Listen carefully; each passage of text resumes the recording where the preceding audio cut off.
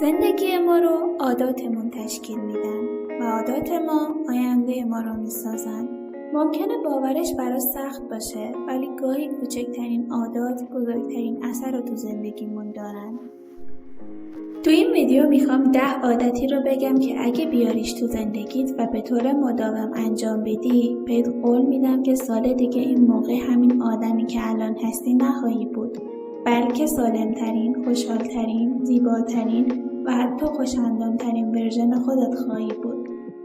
1. صبحت رو بدون چک کردن گوشی شروع کن. تو هم وقتی صبح چشاتو باز میکنی، اولین کاری که میکنی اینه که دنبال گوشیت میگردی و سریع چکش میکنی؟ خب اگه اینطوریه بهتره بدونی که این کارت بدون اینکه خودت متوجه بشی باعث افزایش استرس و اضطرابت میشه و ناخودآگاه بهره‌وری مغزتو میاره پایین. حل این مشکل میتونی گوشی رو بیخیال شی و روزتو با کارهای دیگه‌ای مثل 10 دقیقه تمرکز، تنفس عمیق، حرکات کششی، 10 صفحه کتاب خوندن، نوشتن برنامه روزانت یا کارهای این مدلی شروع کنی و نتیجهش رو تو دراز مدت خودت ببینی. 2. روزانه بین 10 الی 30 دقیقه زیر نور آفتاب باش. نور خورشید با افزایش تولید هورمون سروتونین نقش مهمی تو تنظیم خلق و خو، خواب، کنترل اضطراب و اشتها داره. این هورمون باعث کاهش افسردگی و افزایش شادی میشه. 3. آب زیاد بنوش. نوشیدن روزانه 8 لیوان آب باعث بهبود عملکردهای حیاتی بدن مثل تنظیم دمای بدن، انتقال مواد مغذی و دفع مواد زائد میشه و همه اینا هم باعث افزایش سطح انرژی، هضم بهتر غذا، چربی سوزی بیشتر و پوست زیباتر میشه. 4. مدیتیشن کن. فرقی نمیکنه اول صبح، وسط روز یا آخر شب. فرقی نداره 1 دقیقه، 5 دقیقه یا 10 دقیقه و حتی بیشتر. هر چقدر که خودت راحتی و باعث نمیشه جا بزنی و از انجام دادنش تفره بری. لازم هم نیست کارو واسه خودت سختش کنی.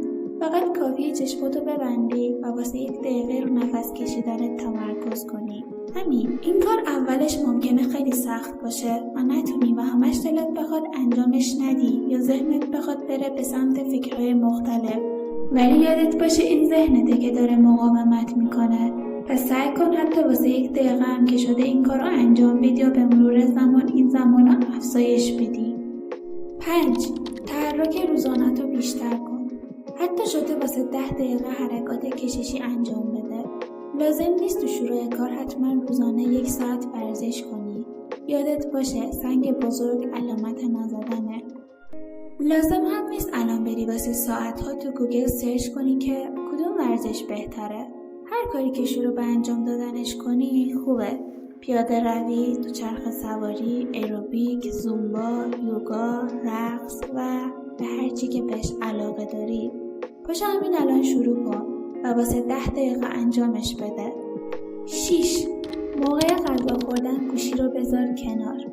تو هم مثل من و خیلیای دیگه عادت داری که موقع نهار خوردن فیلم یا سریال مورد علاقت رو تماشا کنی؟ یا شاید هم عادت کردی موقع غذا خوردن ویدیوهای اینستاگرام یا یوتیوب رو ببینی. خب بیا با هم دیگه قول بدیم که تو وعده غذایی بعدی این عادت بد رو بذاریم کنار و توجهمون رو به غذایی که میخوریم معطوف کنیم. این کار باعث میشه از غذا خوردن بیشتر لذت ببری و آرومتر و آگاهانه تر غذا بخوری و در نتیجه باعث هضم بهتر میشه. 7. قند و شکر را از رژیم غذایی حذف کن. مصرف قند و شکر روزانه علاوه بر آسیبی که میتونه به جسممون وارد کنه، عملکرد مغز و ذهنمون رو هم تحت تاثیر قرار میده. اگه قند و شکر را از رژیم غذایی حذف کنی، باعث تثبیت سطح قند خونت و کاهش التهاب بدنت میشه و همین باعث کاهش وزن سریعتر، بهتر شدن خلق و خو، بهتر شدن عملکرد مغز و کاهش علائم افسردگی و اضطراب میشه. 8. شکرگزاری روزانه داشته باش.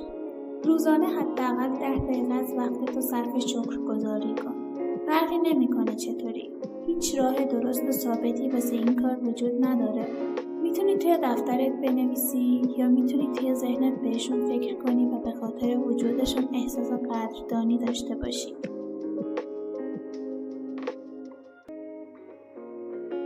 9.